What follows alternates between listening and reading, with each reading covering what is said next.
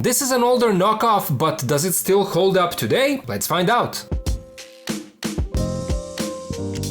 Hello and welcome back to the channel. In this video we're gonna take a look at the S.H.Figuarts Tony Stark knockoff that I got from AliExpress. As I've said, it's an older knockoff, I've had it for a couple of years, but you guys wanted me to review it, and so here we are. It looks like it's sold out on AliExpress at the moment, but if it pops up again, I'll share a link in the video description. We're gonna dive in right away and we're gonna start with the box. It's a packaging that is practically one-to-one copy of the original SHF box. You can see that all the logos are here. Marvel, Tamashii Nations, Bandai, everything is here. We have a big window showing the figure and some of the accessories, a nice big promo shot of the figure. Here on the window is an illustration of Tony's powered stage, a base that is included in this set. There's nothing special on the side of the box. On the back we see a few different promo shots of the figure, including a nice image of Tony standing on that included base. We have some legalese down here, another close-up shot of Tony on the other side, writings on the top and same on the bottom, but now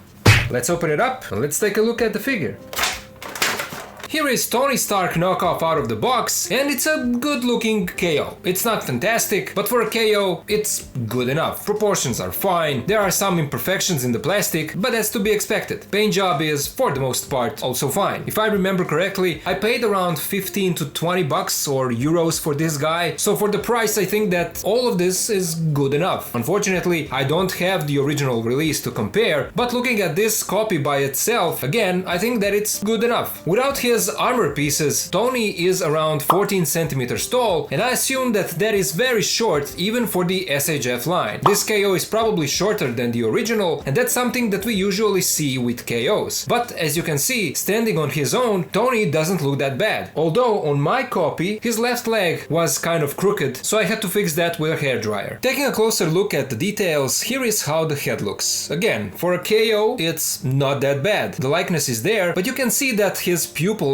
are not equally painted on both eyes. It's something that can be ignored when looking at the figure from a distance, but also if it bothers you, you can probably repaint those two dots yourself. It's not like these eyes require much skill. His facial hair looks good. Hair sculpt is fine, but the paint job on it is not very good. There is some paint bleeding. As you can see up here, some of the skin tone paint can be seen on the hair. And then the way that they dry brushed the hair, it looks very cheap. There is also a seam line going across the head, and it's really visible. Chest piece is fine. Both of these pieces is made out of a rubbery, softer plastic. There is this textured pattern on the shirt. You can see it here and down here, but here for some reason it is different. And I'm not sure if it should be that way. His chest mark is fine. Arms are also fine, but there is this really visible seam line going through the middle, and it's like that on both arms. Here is his back, and this looks good. Then we have his crotch piece that is also made out of a rubbery plastic. Pants look good with all these sculpted wrinkles. Here is how they look from the back, and here are his shoes that look nice and clean. And they even sculpted the bottom of the shoes, so that's good. Let's now take a look at his accessories. He comes with 3 pairs of unarmored hands, a pair of fisted hands that are on the figure, a pair of gripping hands, and a pair of relaxed hands. He also comes with an alternate pair of armored lower arms, and as you can see, these are your standard Iron Man arms, and I just noticed that I'm missing this piece on this side of the arm. But as I said, I have this figure for years, so I'm not surprised that I lost this piece. Or maybe I never had it, I really don't remember. But then he comes with a pair of armored fisted hands, and I can always replace the missing piece with this one here. And then he also comes with a pair of alternate armored lower legs, and these look fine. There is some paint bleeding on these, they are not perfect, but they look good enough. And to switch these out, it's fairly simple. We remove these pieces and then the lower legs like that. This is what we have now, and then attach armored pieces. And now we have Tony with his Iron Man armor parts on him, and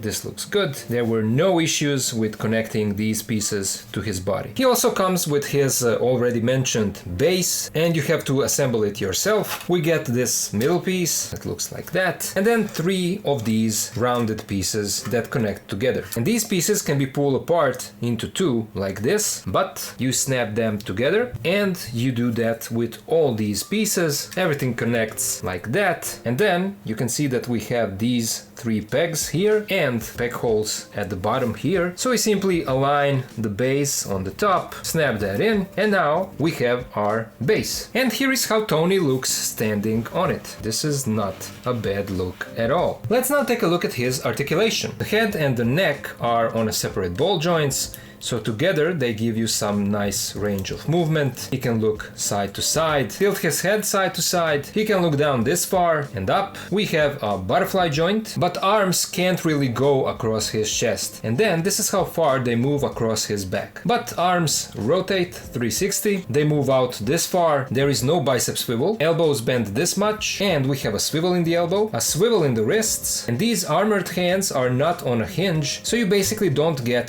that great of a movement. For example, you can't really pose the arms like he's firing from his palms, and that's something that I really don't understand with this figure. We have 2 cuts in the torso, and this is where we get our side to side rotation. He has a decent side to side tilt. He bends forward this much, back this much, legs go out this much. This is how far they go forwards and back. We have a thigh swivel, knees bend this much and they swivel. We have another swivel in the ankles, and feet move forward this much, back only this much. We have a toe joint and a nice ankle pivot, and I assume that his feet are die cast. I should also point out that his elbow articulation is better when he is not wearing his armor, and the knee articulation is about the same. Let's now compare him to some other figures. First, here is how he scales with the original S.H.Figuarts Iron Man Mark 85 Avengers Endgame Final Battle Edition and S.H.Figuarts